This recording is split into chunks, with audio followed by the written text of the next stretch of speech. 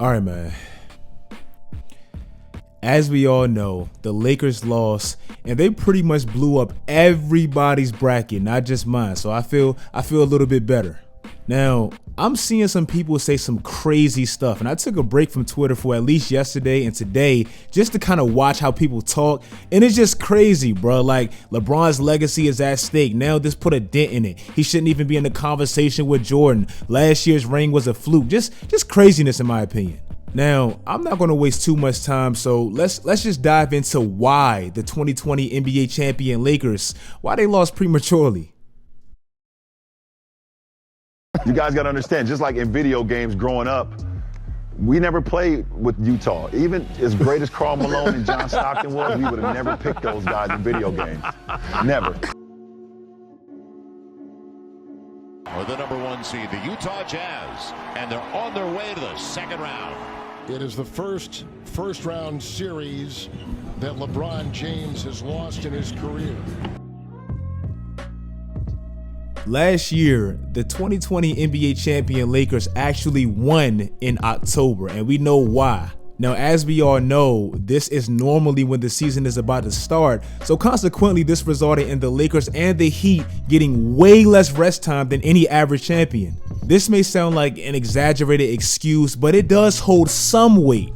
LeBron, he was turning 36 years old. AD, as we all know, bro, he fragile as hell. If he slip in the shower, bro, you should be nervous. And the season was way more condensed with the shortened schedule and all that, so that's a lot of wear and tear and shortened time for those two players. Nevertheless, not going to make too many excuses because going into the season, Lakers fans thought they nailed the offseason. Rob Pelinka was getting praised, everybody was loving the moves, and people were very confident that the Lakers can possibly repeat. You upgraded at least offensively as far as scoring with Dennis Schroeder from Rondo. You signed AD to the max. You replaced Dwight Howard with Marc Gasol, a defensive player of the year like 1,000 years ago. You stole Montrezl Harrell from the Clippers. I mean, it looked like a perfect offseason to a lot of Lakers fans, a lot of their eyes. Early in the season, the moves didn't look too great, but it didn't look that bad either. I don't think Dennis Schroeder with AD and LeBron, I don't think he could ever really be that offensive spark that we seen in OKC off the bench there. And Marc Gasol, he wasn't nowhere near what he once was offensively and defensively. And you lost some athleticism with, Dwight Howard and JaVale McGee and replacing them with Marc Gasol. Even with the moves kind of looking a little bit shaky and having that short and condensed season and having the least amount of rest time from any other champion, they still started strong. In the first 27 games, never forget this, LeBron was very much in the MVP race with Joel Embiid, and they were the second seed only behind Utah. But on Valentine's Day against Denver in Denver, their season just got rocked, and I feel like everything that happened negatively after that, bro, it was just collateral damage to AD's injury. As we all know, AD got that really awkward calf injury, which looked very similar to KD's calf injury against Houston, which ultimately resulted in him tearing his Achilles and missing the full season. So you didn't want to rush it because AD means so much to this team offensively and defensively, and we just saw what happened to Kevin Durant, but at the same time, you need AD to have any chance, so he had to get back eventually. This to me put all the pressure on two things. One, the depth and all the offseason moves you just made. Y'all was all raving about Dennis Schroeder and Montrezl Harrell. Y'all got the 2 6-man candidates and all that. So let's see what they really can do. And they really did step up. And secondly, this put all the pressure on an aging LeBron at 36 years old. I said this in my AD video. In the history of great historic duos, from Kareem to Magic and Shaq and Kobe, LeBron and Wade, typically the older vet leads the way and show the young guy how to lead and win championships and all that. And towards the back end, the young guy returns the favor just like Kobe did for Shaq, Magic did for Kareem, LeBron did for Wade. Why the hell is LeBron doing that for AD in year 18 when he's in year 9? That's reversed. So LeBron is out there grinding, laboring, slaving, trying to keep this team's head above water while AD is out, and ultimately he got injured, which to me was kind of inevitable. This just completely flipped their season. They had to go 17 games towards the end of the year where the play-in was around and they had to play Phoenix and all these tough Western Conference teams. They had to go 17 games without AD and LeBron. What the hell did you think was going to happen? Then when LeBron and AD came back, they had to come back and make a major adjustment with an entitled, clogging up the paint ass Andre Drummond in the paint, pretty much making the whole offense different. So pretty much the Lakers went from in February having the 2nd seed when AD and LeBron were healthy and they were rolling, to after LeBron and AD getting injured, they slipped all the way to the 7th seed. So they make the play-in tournament, which to me was actually a little bit beneficial, trying to get some chemistry and all that. They just slipped by a Golden State team, which, let's be honest, the only reason they beat them is because Steph was by himself. Like, let's just keep it a bean.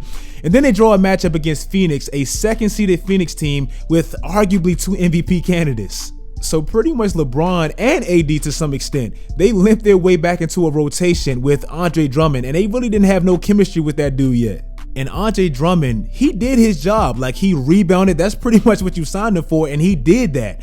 But defensively, he's not really that good on switches and standing in front of guards. CP3 had a field day with him, and Book to some extent. And offensively, he shrinks the floor, bro. He can't stretch the floor, and that's crucial in 2021. And unfortunately, his replacement, Marc Gasol, yeah, he stretches the floor, but defensively, he's not much better. Like, DeAndre Ayton feasted really on both of them.